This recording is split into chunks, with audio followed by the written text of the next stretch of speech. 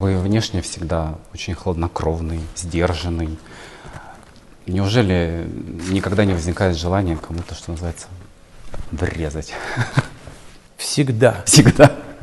Я с этим живу, но я с этим борюсь.